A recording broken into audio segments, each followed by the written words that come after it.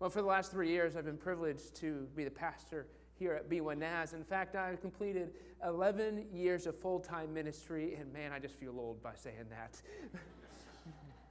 But on some levels, it's hard for me to fathom that, but at the same time, I recognize that this is the calling God has given me, so I can hardly imagine doing anything else. But even when we are living within our passions and doing the things that we love, obstacles still arise. And so this last year was full of obstacles, but it was also full of triumphs. It was full of good times. It was full of bad times. It was full of victories. It was full of defeats. You know, if we try to stand up here and say that everything was good all the time, we know that's not true. But if we would stand up here and say everything's all negative, then we would miss the work that God is doing. So we're looking back on this last year, and as I think about what God is calling us to do moving forward, Mark chapter 10 comes to mind. In fact, a few months ago, I preached on Mark chapter 10 in a way that you probably don't remember that sermon, but I still do. And because of what the calling that Jesus has given us. See, in Mark chapter 10, starting in verse 35, James and John approach Jesus and they say, "Lord, we have a favor to ask of you." And Jesus says, "What is your request?" And they reply, "When you come and sit on your glorious throne, we want to sit in places of honor next to you, one on your left and the other on your right." Jesus replied, "You don't know what you're asking. Are you able to drink from the cup of suffering I'm about to drink? Are you able to be baptized with the baptism of suffering I'm about to be baptized with?" "Oh, yes," they replied, "we are able." And then Jesus said, "I have no right to say who will sit on my right and my left. You will drink from my bitter cup, and you will be baptized with my baptism of suffering. But those places are for the ones that God has prepared them for." When the other 10 disciples heard what James and John had done, they were indignant. So Jesus called them all together, and he said, "You know that the rulers of this world lord it over their people, and officials flaunt their authority over those under them. But among you, it will be different. Whoever wants to be your leader must be your servant, and whoever wants to be first among you must be the slave to everyone else. For even the Son of Man came not to be served, but to serve and give his life as a ransom for many." And the be different just continues to stick out for me. And I know some of you are big fans of The Chosen, and that is a theme that Jesus speaks about throughout that series. But Jesus calls us to be different. He calls us to be distinct from the world. Now, in many ways, this last year has been different. I think we all can attest to that. And as we have relaunched ministries and started new ones, we have had to think of what does that look like. And we know that reverting back to how things used to be is not the goal. In fact, we look around and we see that there are many that are no longer here. They're not coming back.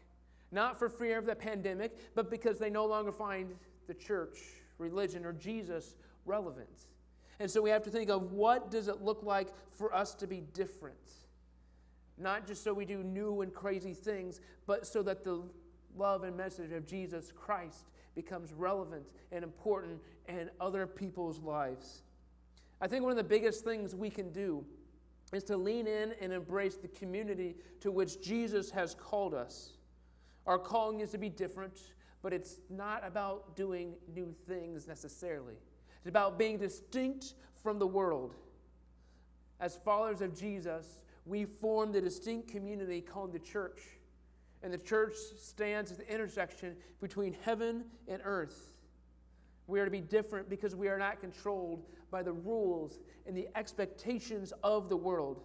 We are to create a different kind of culture that lives in and anticipates and ushers in the kingdom of heaven. So we submit our fears, our desires, our anxieties, our hesitancies to Jesus. But the word uncertainty comes to mind as a word that we can use to describe the last year. And this concept of uncertainty has been both overwhelming and humbling. It's been overwhelming in a lot of ways because even the smallest decisions can be paralyzing and seem insurmountable. But it was humbling in the fact that it was so new to us. There are people in this world who live in the same type of uncertainty that we've been experiencing last year, and that's just normal for them. This type of uncertainty was new to most, if not all of us, of what is this going to look like? But even through uncertainty, through difficult times, I am so thankful to say that we as a church, you as a church, have been sacrificial and faithful in your giving. And so thank you for that.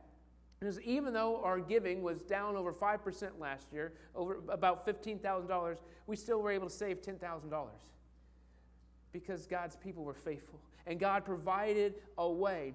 In fact, in the last 2 years, our savings account has increased 59%. It's gone from $97,000 or $96,000 to $153,000.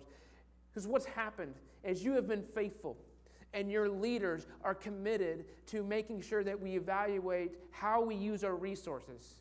We have a large building and a big property, which requires constant care. But your leaders are committed to making sure we use the funds that you so sacrificially give in a way that build the kingdom of heaven, in a way that honor your commitment.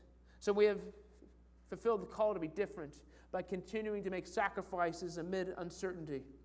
Now, on top of that, many of you give your time and your talents to help the church. And a prime example is the mowing team led by David Watterson and Chuck Griffin. Instead of contracting our mowing services, 7 men have committed to doing the work themselves, allowing the church to use those resources for ministry purposes. We have fulfilled the call to be different by serving without recognition or accolades. And all of our ministries have had to adjust and adapt. And the last year has been defined by pushing ourselves to discover new ways to do ministry. Many ideas have been discussed and then just not implemented. Some have been implemented only to realize that they were ineffective. Now, when we are pushed, I've discovered that we have found that we can do more than what we thought we could do. And so when we are pushed, we find creative ways to do things.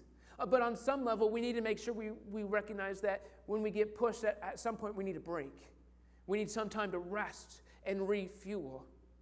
But I want to have a word of caution today. Because I think we are approaching a place of comfort. And that when we get to a place of comfort, it's really hard to push ourselves. It's really hard to grow when we are comfortable. So I want to challenge you, continue to take risks. Talk about ideas that may seem crazy. If an idea fails, at least we tried. And I want to make sure that we don't allow fear of failure or just comfort in general to stop us. We fulfill the call to be different by finding new ways to minister. And this can be seen in what we've done and what we're going to do. Thank you to the leadership of Becky Johnson for our Love Thy Neighbor ministry, that even though this year has been different, that ministry has not lapsed. Have found new ways to distribute food once a month to those in need without taking a break. Thank you to the leadership of Hannah Alexander. Our Be One Kind ministry has continued to find ways to try to show the love of Jesus Christ through random acts of kindness in our community. Thank you to, Joel, you'll stand in here. Thank you for the leadership of Jessica Clover for our Be One Family ministry and who works to find ways to facilitate community because we need community to grow. And they work to coordinate events so we can come together. Thank you to the leadership of Joel Clover, of Mark Watterson, Becky Johnson, and Randy Clark, who are our small group leaders. And through them, we've had 4 small groups meet on a regular and consistent basis that have found ways to find meaningful relationships to grow together in the name of Jesus. The importance of God's people sharing their faith to the next generation is a foundational truth that we find from Deuteronomy chapter 6. Things have been different. And so what we've done to invest in our kids this last year is to make sure that they have a lesson during the sermon so that they can have age-appropriate content to them in a setting that they can grow together. Thank you to those who have volunteered in our children's ministry as well as into our nursery. You have made a difference. As I said, we fulfilled the call to be different by finding new ways to minister. For over 20 years, our church has grown and sold sweet corn to support missions and compassionate ministry. Thanks to the leadership of Kathy and Randy Clark and Dan Miller, who made this possible. Since we started in 1998, our church has raised $194,369 for missions and compassionate ministry, in which all of that, 100% of that funds, went towards those types of things. Last year, 50 people volunteered, and we sold for 9 days and raised $14,527. Praise be to God. That's awesome that we have done that for getting close to 25 years now. I mean, over 20 years we have worked. Now it's getting close to the corn is almost ripe, and it takes a lot of work. And it's a lot of fun, but man, we need more help. And it brings us together. We have fulfilled the call to be different by diligent effort that does not benefit ourselves. On May 22nd, 2021, we had a work day at our church that was specifically focused on our landscaping. For the last 2 years, we have talked, planned, and even approved work to be done that just for various reasons never came to fruition. But thank you to the leadership of Rob Hoisington, Becky Johnson, and Becky Campbell for making the 15 volunteers to give our church a much-needed facelift. And then the J.P. Van Buskirk for the equipment loan and the concrete that he did. You know, our church looks so much better, doesn't it? There's so much more pride. I saw that picture on the slideshow of what it looked like beforehand, and I was like, oh. But how did we live with that? Anyway, in March 2020, our church was poised to begin some renovations on the edge, the kitchen, the cafe, and some of the classroom updates. But because of the pandemic, we paused that. Now, we haven't forgotten about it, but we're not in active conversations on what that's going to look like as we move forward. Now, our clothing ministry, Shared Blessings, continued to fill needs during the year, but it did so without being open on the second Saturday of every month. It would provide clothes if people called, but not open to the public. On May 8th, 2021, it reopened. And man, there were a lot of volunteers. There were a lot of people that came and helped, and they were open yesterday. It's the second Saturday of every month, and we need volunteers for that. But the fact of seeing people volunteer for that, it shows me that people have a hunger, a passion, a desire to help in ministries that meet needs in the community. We have fulfilled the call to be different by recognizing our facilities and resources are for the purpose of serving the community. On June 7th, 2020, our church reopened after it was closed due to the COVID-19 pandemic. We had our worship service on that Sunday. Now, there were still many ministries that were suspended, and some still are, but ministries continue to adjust. But I'll say that those first few months of reopening were filled with excitement and nervousness. And I think this is a prime example of how uncertainty became part of who we were. Thank you for those who committed to sacrificially facilitating worship. Many of you were here every single week facilitating worship, not knowing who, if anyone, would actually join us in person. And there is a distinct difference in the mental preparation and preparing to lead worship when a high percentage of people won't be in the same building. So thank you for those who helped with that. But I would encourage the congregation in general to thank those who facilitate worship. You see the instrumentalists and the vocalists on stage, thank them. You don't see the sound, the media, and the live stream techs upstairs, but thank them. And don't forget about the first impressions team that greets those who come into our building. Thank them. This is important that we make sure that this is a special time that we gather together, whether in person or online, to allow Jesus to be the focus of who we are. But we have fulfilled the call to be different by recognizing that worship, it's not about me. It's not about us. It's about the one of whom we are worshiping. And Chris Van Buskirk as our worship director and Becky Johnson as our administrative assistant deserve special recognition. This last year was filled with many conversations on adjustments that we needed to implement. Chris and Becky consistently did things beyond the scope of their normal responsibilities. Both are committed to the ministry of B1NAS and serving you. Chris, thank you for your service this year. Becky, thank you for your service this year. We're going to get real for a moment, but I want to ask you to stay with me here. This first story is not the real part, but so just stay with me for a moment. My freshman year of high school, we were playing in the sectional baseball championship, and whoever won would go to state. And I remember early in the game, I slid into home plate, and I was safe. I scored a run, and it was a close play, but I was clearly safe. And I jumped up out of my slide and gave a loud woo, and was really excited. And after the game, some of the parents were joking with me that they'd never seen me that excited before. And as I look back on that, I was initially confused because I always played hard and I'm highly competitive. But what I find from those particular comments is that I'm not someone who just generally expresses my emotions very much. I'm a pretty even keel individual. I mean, I don't suppress my emotions in a way that is detrimental or unhealthy. I'm just pretty even keel. And so I share that today because I came to a realization recently that I think is worth talking about today. And this realization is that I was depressed. And what happened is I was going about life, and all of a sudden I realized I was happier. And I'm a naturally happy and optimistic individual. So for me to say, well, I'm all of a sudden happier, that was just kind of a weird thing to process. And it made me realize that I was depressed for a time being. And not that it just goes away instantaneously or anything like that. Now, let me pause for a moment.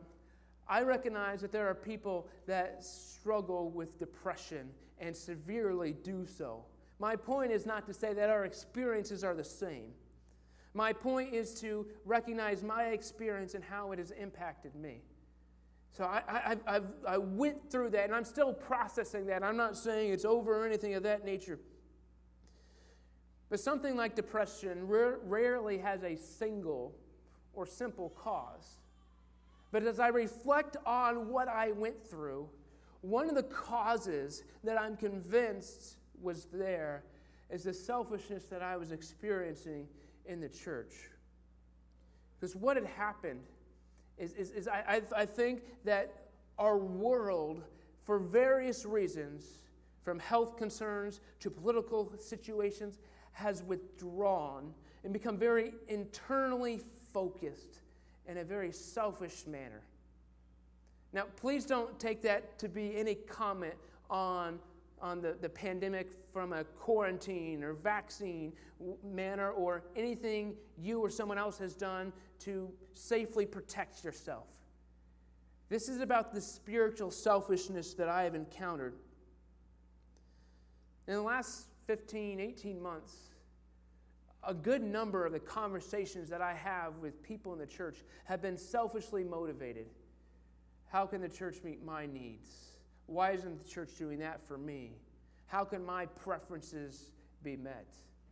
And I think this has been exasperated by the fact that there's been a hesitancy or lack of motivation or inspiration for people to volunteer and serve.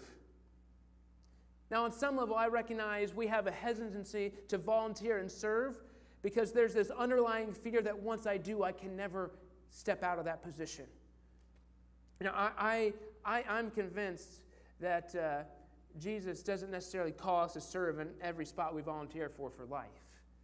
And I try to give people permission to resign if they feel like they need to. Not that I'm wanting people to resign. But when we serve Jesus in our gifts and our passions, then we're excited, then we're energized, we're motivated.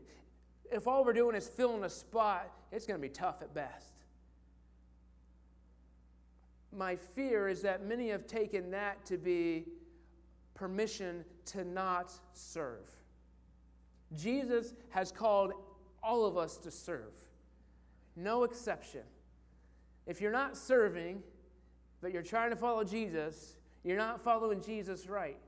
He calls every single one of us to serve, without exception.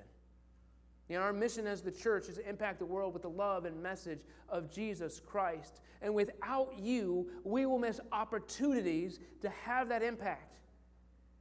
The mission that we have includes you, and it's dependent upon you. But also your spiritual health will be lacking if you don't take this initiative to serve. God created us with wants and needs and desires.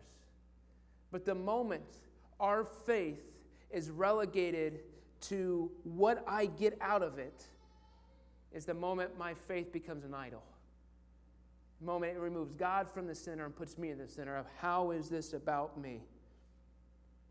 All that being said, I'm going to make a commitment to you today. And that commitment is to serve you.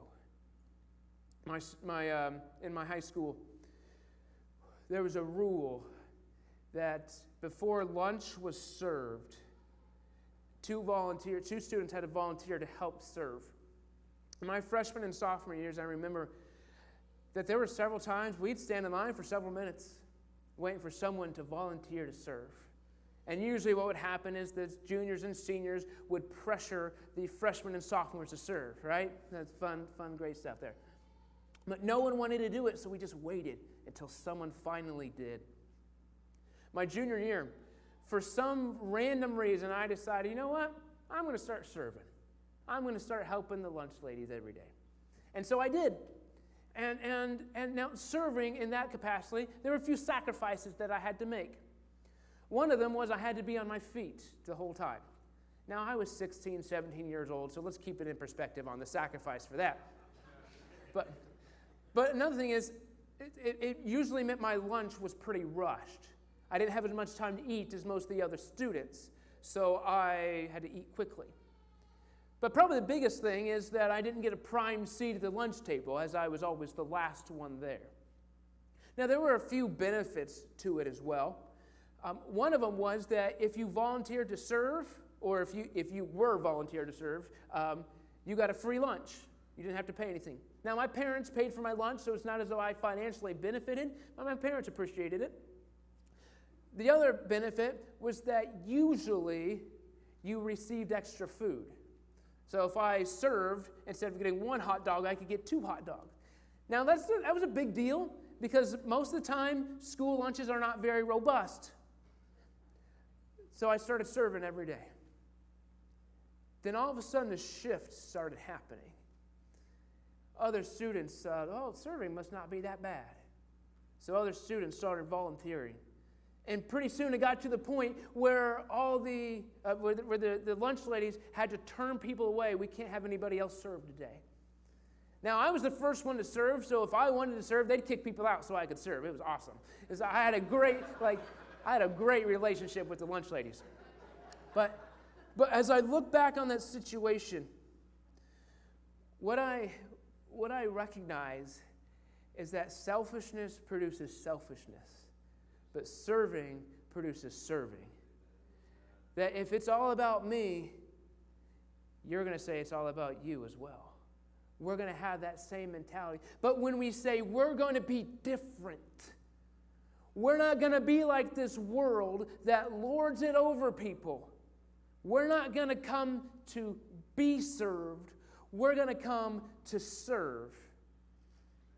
Now, I recognize selfishness is present in all of us. And I recognize that I am not under the illusion that I'm above selfishness. In fact, I am extremely convinced that my selfishness contributed to my depression far greater than yours did. I want to make sure that was clear.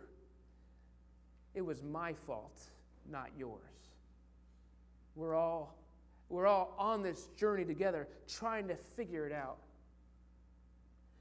But one of the things that I have been contemplating is that I would rather exhaust myself serving you than allow any selfishness to reign in my life.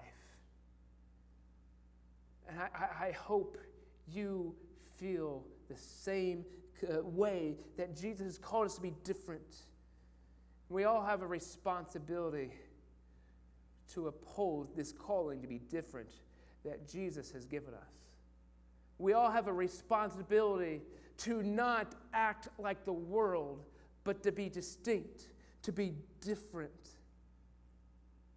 And we could stop right there, go home, have lunch, feel pretty good about ourselves. But I think in order to be different, at least for me, I think confession is required. I think it's important that we say we're going to be different. So to Hannah, I'm sorry for my selfishness. I'm sorry for how I've put the needs of others above you. I'm sorry for how I have sought validation and encouragement from the progress of the church instead of from you. All that does is produce a roller coaster of emotions that is both unsustainable and unhealthy. I'm sorry for how I tend to impose different and unrealistic expectations on you. I'm sorry for my anger. I'm sorry for how much I ask and how little I appreciate. I love you more now than I did when we were married. I'm so thankful for you. I'm thankful for your support, encouragement, and help. The church sees me in the work I do. I'm often recognized and thanked, but your contributions and sacrifices are rarely acknowledged or noticed. Without you, your gifts, your passions, and your support, I could not do this. Thank you for everything you do, and I commit to be different. One of the things I want to highlight about Hannah specifically, I can stand up here and be fake all day, but she's got to listen to it. She knows my imperfections. She knows the things that I fail at, but yet she still supports me, and I say thank you, Hannah. To Roy in Rome, I'm sorry for my selfishness. I'm sorry for how I tend to get distracted by unimportant things. You deserve better. My phone can wait. My emails can wait. My texts can wait. Facebook can wait. I'm sorry for how you are constantly and unfairly expected to give the church priority. I'm sorry for being too hard and not laughing enough. I love you guys so much. You bring joy to my life, and even when it's been a tough day, you bring a smile to my face. I commit to be different. To the church, I'm sorry for my selfishness. I'm sorry for how I've allowed my personal issues to cause frustration and dysfunction. The world has been difficult enough. You deserve better from your pastor. I'm sorry for my anger, my bitterness, and my annoyances. I'm sorry for how I've allowed myself to withdraw when community and support are what we all desperately need. I'm sorry for my failure in leading. And I'm sorry for how I've missed opportunities. Thank you for your perseverance. No one expects me to be perfect. And I'm grateful for the grace and support that you have given me. While no one knows what the future holds, I commit to be different. As different as what Jesus has called us to be. Different as what last year has been. I don't think anyone could really imagine or predicted it. The way we've had to do ministry has caused difficulties. And I think it's important we acknowledge that. But the future will be different. Even though many ministries are in progress, they are functioning differently. The way we connect with and serve one another is and will be different. We must creatively rethink how ministries will continue to adjust and adapt. We must never sacrifice the message for the method. The method, how we do ministry, is always secondary to the message of Jesus Christ. We are called to be different. Jesus commands his followers to live differently by calling them to serve. We must not use our abilities, our position, to exploit others. Instead, we serve. Selfishness produces selfishness. Service produces service. But if there's any selfishness in our service, it will produce selfishness. So there's no manipulation that can happen there. There's no calculation. It's about just laying our lives down for others as Jesus has laid his life down for us. I commit to serve you because I would rather exhaust myself serving you than allow any selfishness to reign in my life. I hope you will join me in that endeavor. And by serving in the name of Jesus, we can be the church.